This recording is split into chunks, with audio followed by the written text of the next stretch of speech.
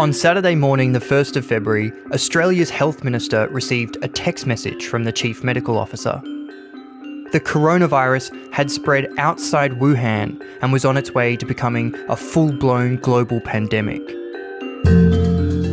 The advice was to close the border with China. Amongst those barred from entering Australia were some of over 250,000 Chinese students already enrolled for the first semester. A month later, Australia had closed its borders to all international travellers, and with that, universities were facing the loss of nearly half of their funding overnight. The effect this could have on higher education and the Australian economy will likely be felt for decades to come. So how did Australian universities end up in this crisis? So I think the story here is that post-World War II, Australia had a very, very small higher education system with fewer students in the entire country than many universities have on their own now. And through the post-war period, there was a sort of growing recognition that Australia needed to have more graduates. At the time, most people would simply learn on the job. But there was a shortage of high-skilled workers like scientists and engineers that required a tertiary education. But it cost money to go to university, which many families simply couldn't afford. And then in 1974, Gough Whitlam and a Labor government abolished student fees altogether. The hope was that it would not only grow universities, but also make access to education more equal and expand the Australian middle class. That lasted about 15 years.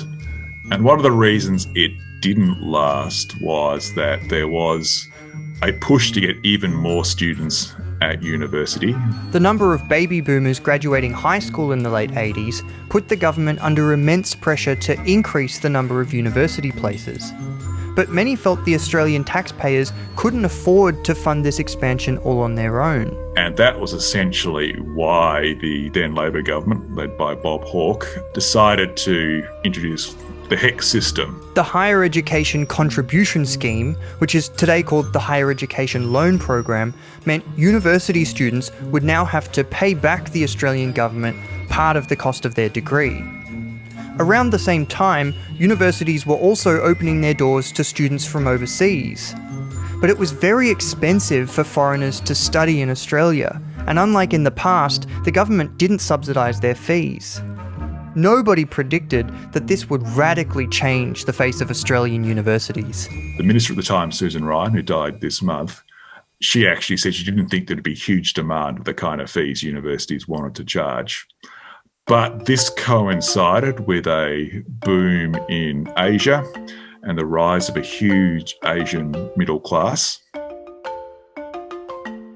And unlike the West, Asian countries sent a huge number of high school graduates to study overseas. They wanted to tap into the cache of knowledge that made the West rich and successful. And because Australia was so close to Asia and so quick to open its doors, international students arrived in droves. And for the universities, they found this was hugely profitable, and it became a way of funding their research ambitions. Despite the enjoyment they may get out of grading hundreds of undergraduate assessments, most academics don't want to teach. They want to do research. But there's never been enough money to fund all the research they want to do. And then suddenly they found this gold mine of international students, and that has generated billions of dollars. This enabled universities to invest in research and infrastructure that's distinguished them as some of the best on earth. 8 Australian universities are today ranked in the top 100 in the world. This in turn drew more and more international students to study in Australia. From 2008 to 2018, the number of foreign university students went from just over 200,000 to nearly 400,000. And their fees increased by over half, seeing revenue from international students triple. Education became Australia's 4th largest export, raking in close to $40 billion a year. University fees alone made up a quarter of that revenue. The problem that it posed was that this was never a secure funding source.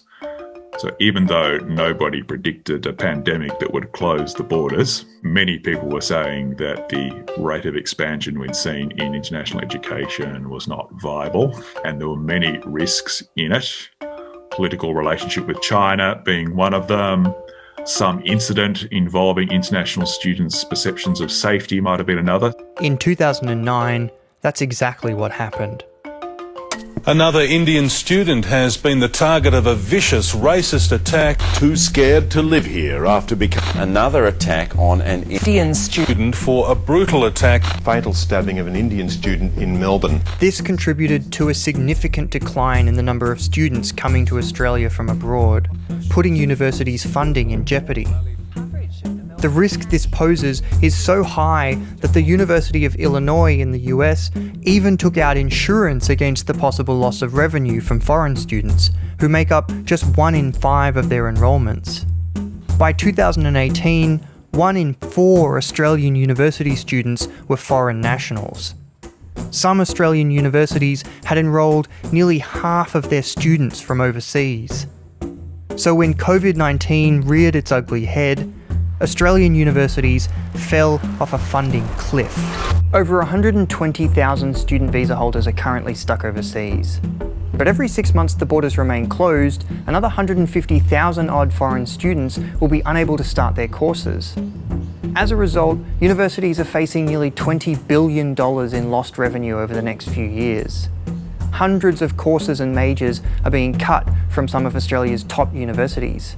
And over 11,000 university staff have already lost their jobs. And that's expected to double by Christmas. And that's not all university professors and tutors. This is groundskeepers, librarians, admin staff, cafeteria workers. There are thousands of jobs in regional areas that rely on universities. This is affecting whole countries. In fact, uni students and staff won't even bear the brunt of it. In terms of the wider problems, this is not just a university problem. And I think that's one of the things that's really important to say about this is that international students, they're part of local communities, they're part of local economies. A lot of the revenue they bring in is outside of just tuition fees. For every $100 foreign students spend on tuition fees, they spend $115 elsewhere in the economy, on food and clothes, transport and real estate. They prop up an estimated 130,000 jobs throughout the economy. International students make up 1/3 of the population of some Australian suburbs, and their absence has already sent shockwaves through the property market. Many of them are out of work due to the pandemic and ineligible for welfare payments. Without financial support, they'll be forced to return home. All this has come during the worst recession Australia has experienced in a century, with over 1 million unemployed and 1 million more soon to be out of work. So what's the government doing about this crisis? The federal government is slashing the price of some university degrees, encouraging school leavers to study in fields that make them job ready. We're going to need students with the right skills to be able to take the job. And almost 40,000 extra places for domestic students. We're going to see more demand for places in the higher education system. In fact, early applications for university courses next year are nearly 40% higher than they were at the same time last year. While school leavers are unable to take a gap year, others will be looking for safe harbour in universities during the employment downturn. On top of that, there's expected to be another baby boom finishing high school over the next few years, once again putting pressure on the government to expand the number of taxpayer-funded places at university. Thanks to the government's Job Ready policy, these students will pay less for courses like nursing, teaching, science, and engineering. But they'll also have to pay more for courses in law, commerce, or humanities. The hope is that this will drive demand for courses with greater job prospects, while discouraging students from enrolling in degrees with worse employment outcomes. The government will also save money by better matching the funding universities receive with the cost of delivering each course. But it wasn't long before cracks started to show in the government's plan. There are lots of claims made about this job-ready graduate policy, and every one of them seems to have been contradicted once you look at the evidence. So, for instance, when they first started, it was, this will help drive people into courses that we think there'll be jobs in. And then as soon as it was announced, they're like, well, that kind of incentive doesn't really work because of HECS and so on. In fact, when it comes to choosing a degree, price has very little to do with it. The biggest factors in a student's choice are their interests and, you guessed it, job prospects. In other words, students already make themselves job ready without fee incentives. On top of that, the incentives are unlikely to work anyway because a few extra years of paying off student debt is much better than a lifetime in an uninteresting career. But that doesn't mean that student debt's not an issue. The price of an arts degree will more than double, making it more expensive than a medical degree.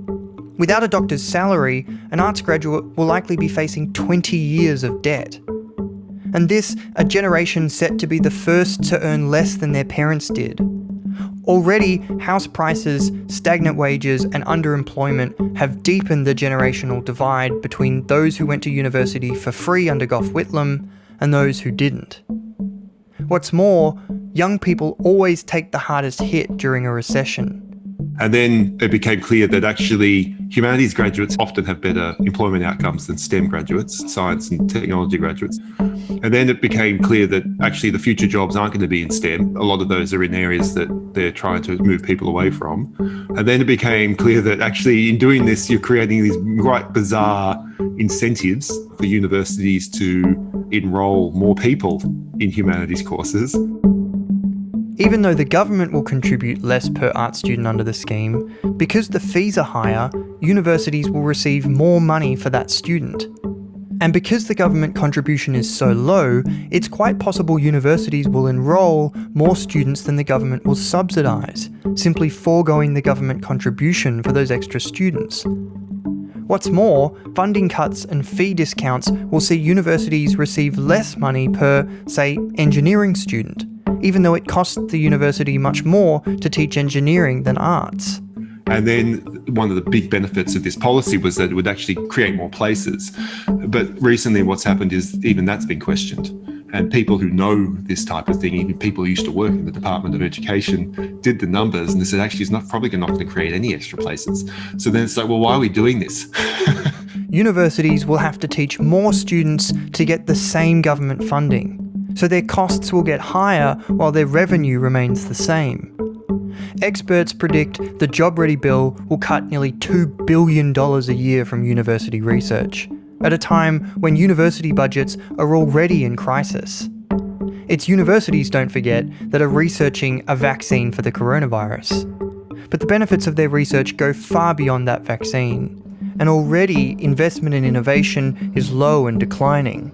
And now, universities are under extreme pressure to find funding from other sources, making them vulnerable to the influence of foreign governments and corporate interests.